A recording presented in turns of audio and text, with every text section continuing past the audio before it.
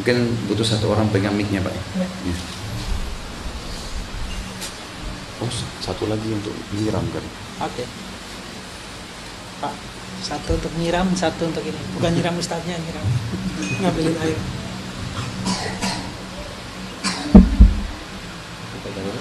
Enggak, untuk nyiram air.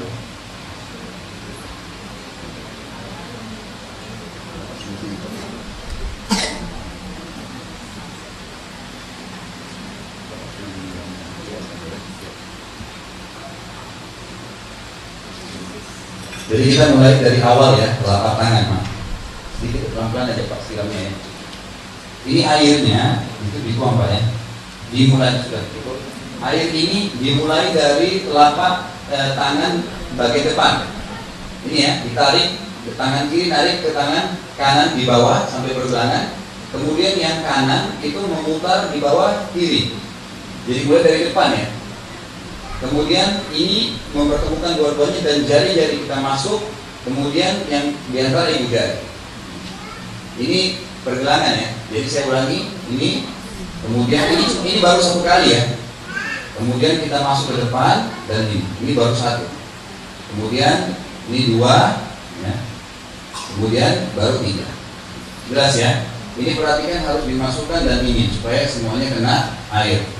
Satu, harus tenang dalam ibadah. Yang kedua, kalau kita mau berkumur-kumur dan istinsyak, air seperti ini dimasukkan setengah di mulut, setengah di hidung, seperti ini. Jadi, yang dimasukkan di mulut setengah, dikumur-kumurkan, yang di hidung dihirup, tangan kiri membuang yang di hidung, tapi tangan kanan, mulut tetap berkumur-kumur. Saya ulangi.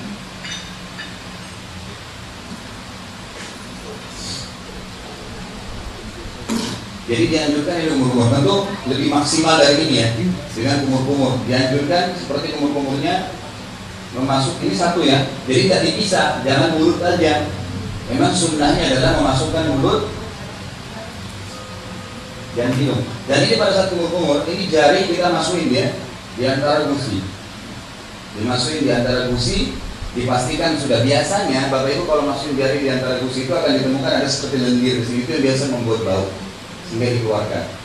Baik, kemudian kita masuk ke wajah. Wajah ini di awal tumbuhnya rambut ya Bapak Ibu sekalian, seperti ini. Ini tentu airnya, maaf baca bahasa Pak. Apa? Ini di airnya dituangkan di wajah, kemudian begini. Ini telapak tangannya, ini dipastikan di awal tumbuhnya rambut ya, diputar begini. Jadi ini diputar seperti kipas ya. Ini dipastikan semua kena, hidung saya kena, semua mata kena, rambut kena, dan ini tempat di sebelah kuping kena semua. Pada saat diputar begini, jari ini masuk di bawah dagu ya. Ini sudah masuk di bawah dagu. Dipastikan ini satu. Kemudian dua lagi setelah diambil air tentunya ya. Yang kedua, kemudian yang ketiga. Sama pada saat membasuh siku. Ini bisa kita tarik dari sini. Ini ditarik sampai dipastikan ini ya. Ini harus kena. Ini garis ini subhanallah ada hikmahnya kata ulama. Batas minimal uduknya gitu. Jadi ditarik sampai di bawah siku, kemudian baru diputar ke atas. Ini baru satu. Kemudian sama dua, kemudian baru tiga. Boleh juga dari sini kalau mau dipastikan. Kerannya lagi jalan ditarik, tapi tetap bagian depan dulu diputar. Ini bukan cuma sekedar dituang ya. Tapi dipastikan kena, kemudian diputar. Putar ini tarik lagi ke atas. Supaya memang ini jamahan ini memastikan semua kena. Sama kalau dari sini, ya, ini diputar, dipastikan. Dan dianjurkan lebihkan. Sama juga sebelah kiri, itu nggak usah pakai air Pak ya. Ini sebelah kiri sama diputar, kembalikan ke sini lagi. Atau kalau dari sini diambil dari ini dipastikan semua kena ya. Dipegang sikunya. Kemudian didorong sampai ke depan, diputar lagi ke, ini dipastikan putar, baru satu. Kemudian rambutnya, ini saya 3 minggu lalu baru buntul lagi umroh. Jadi rambutnya ini dipastikan seperti ini ya, ini ditarik ke belakang sampai ke tengkuk, kemudian dikembalikan lagi kemudian ini jari masuk di sini, tapi bukan cuma disentuh ya, memang ditekan dan ini mutar seperti keluarin kotoran gitu. Satu.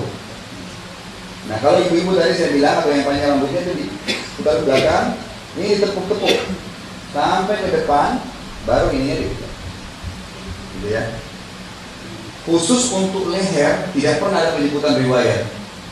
Jadi kita nggak usah mengusap leher secara khusus. Dan ulama mengatakan yang mengikuti sunnah Nabi sebenarnya pada saat musab kepala tadi ke belakang sampai ke tengkuk itu sudah kena lehernya. Tapi secara khusus leher tidak ada. Memang disunnahkan untuk kembali ke batang leher kemudian ditarik dan di. Habis itu telapak kaki dipastikan ya telapak kakinya mohon maaf. Ini minimal sekali harus di mata kaki minimal dan disunnahkan kita untuk mengusap.